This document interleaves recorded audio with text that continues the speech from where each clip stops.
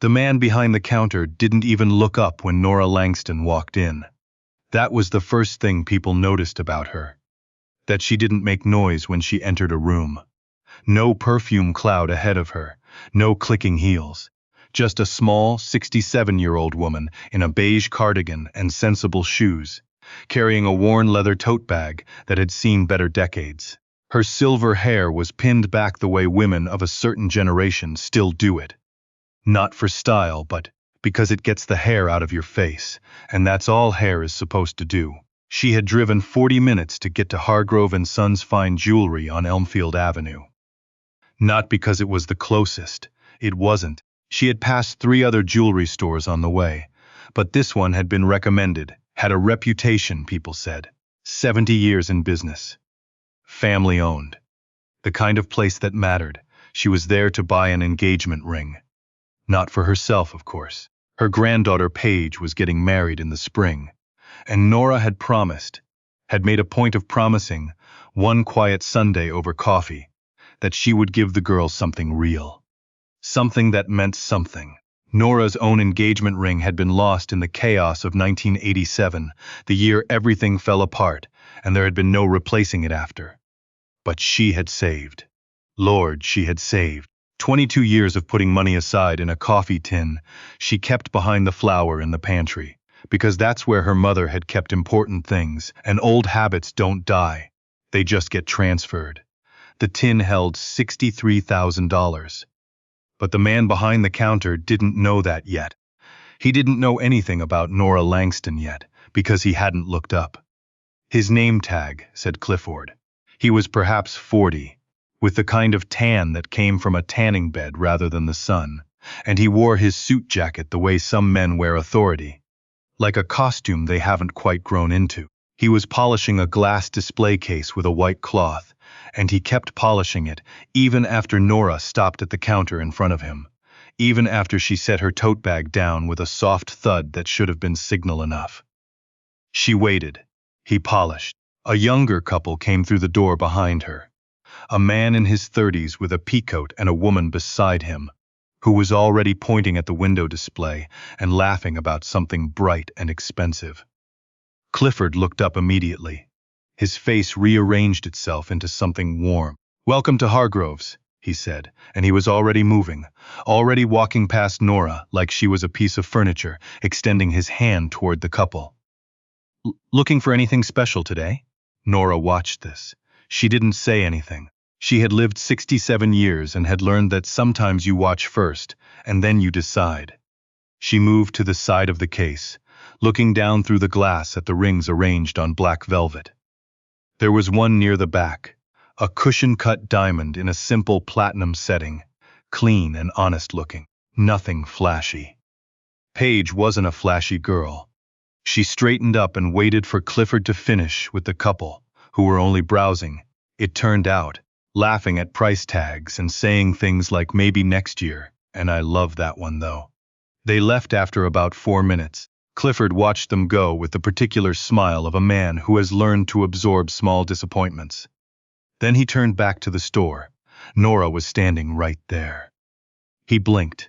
He seemed, in some genuine way, surprised that she was still present, as though she might have dissolved while his attention was elsewhere. "Can I help you?" Not unkindly, but without the warmth he'd used on the couple. This was a different register entirely, polite the way a security guard is polite when he asks to see your bag. "Yes," Nora said. "I'd like to look at the cushion-cut diamond in the back of that case. The platinum setting, the one with the small side stones." He glanced at the case, then back at her. "That's a significant piece," he said. "I know," she said. "That's why I'd like to look at it." He didn't move immediately. There was a pause, just a half second, but she felt it. The kind of pause that isn't about thinking. It's about calculating. About looking at a woman in a beige cardigan with a worn tote bag and doing a kind of math that has nothing to do with numbers. "We also have some very lovely pieces in our estate collection," he said, and he gestured toward a case on the far wall. "More accessible price points, some beautiful vintage options. A lot of customers find something perfect over there." Nora looked at him. I didn't ask about the estate collection, she said. Of course, of course, he smiled. The smile was the kind that is supposed to smooth things over, to signal that no offense was intended, to move on quickly before anyone examines the moment too closely. I just thought, I told you what I'd like to look at, she said. Her voice was still even, still quiet, the cushion cut, platinum setting, back of the case. Another pause. Then he reached into his jacket pocket for his keys. He unlocked the case with the particular sighing energy of a man who is doing something he doesn't expect to amount to anything, and he lifted the ring out and set it on a velvet tray on the counter. It was beautiful. Nora had known it would be from across the room. She picked it up and held it toward the light the way her father had once taught her to look at things. Turn it slowly. Look for how it handles light. A thing that handles light well is a thing worth having. What's the price? She asked. 38,000, he said. And then, as if he couldn't stop himself, he added, It's one of our higher-end pieces. She set the ring back on the velvet. I see. And is this a lab diamond or natural? He blinked again. The question was specific enough that it reset something in him, just slightly. Natural. Gia certified. I can pull the certificate if you'd like. Please, she said. He went to the back room. While he was gone, a second staff member came out from somewhere, a young woman, early 20s, whose name tag said Jessica. She stopped when she saw Nora at the counter, looked at the ring on the velvet tray, looked at Nora. Oh, she said in a voice that was trying to be casual. Are you being helped? Clifford is getting a certificate, Nora said. Jessica nodded slowly. She didn't leave. She straightened a display that didn't need straightening, positioned herself at the edge of the counter in a way that had a name, but no one was going to say it out loud. Clifford came back with the certificate in a clear sleeve. He laid it on the counter. Nora picked it up and read it. She read the whole thing. She had read GIA certificates before, had spent 3 evenings in the past month reading about cut grades and clarity scales and color designations, because that's how Nora Langston did things. You don't walk into a room uninformed. The cut grade is very good, she said. Yes. Not excellent, no. But at this size, the price reflects the cut grade? He paused. The price reflects a number of factors. Does it reflect the cut grade? A silence. To some extent, yes. She nodded. She set the certificate down. She picked up the ring again, and she turned it in the light again. And she thought about Paige. About the way Paige had looked sitting across from her that Sunday, with her coffee going cold, because she was so busy talking about her future, so full of plans and hope and the particular energy of someone who has not yet been taught to be afraid of wanting things. Nora had wanted to hand her something worthy of that. She set the ring down. I'd also like to see the oval cut in the first case, she said. The rose gold setting, and the emerald cut at the end of the row. Clifford looked at her.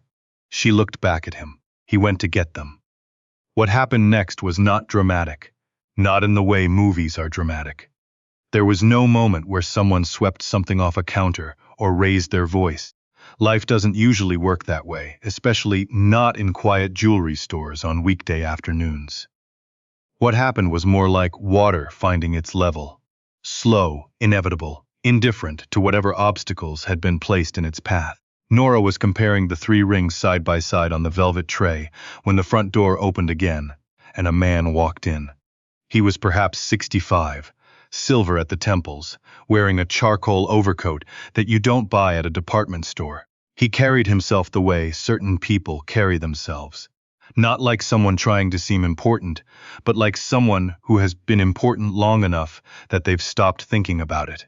His name was Arthur Hargrove, as in Hargrove and Sons, as in the building they were all standing in. He had not been expected.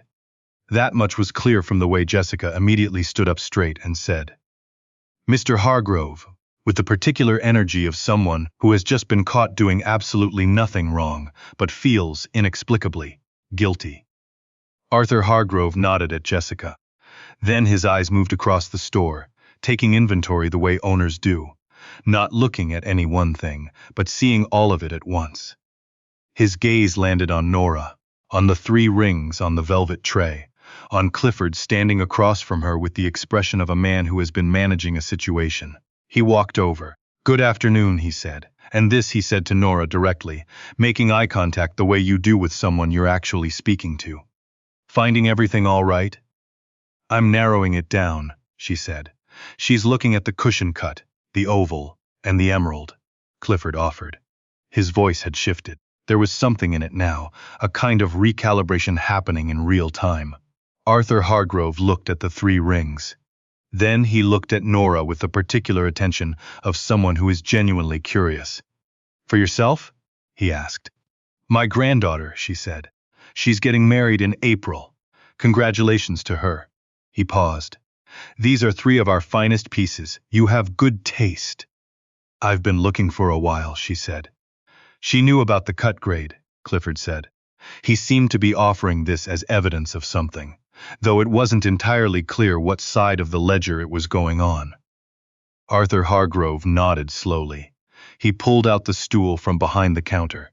His own stool, it turned out, and settled onto it in a way that suggested he was planning to stay a while. "Tell me about your granddaughter," he said.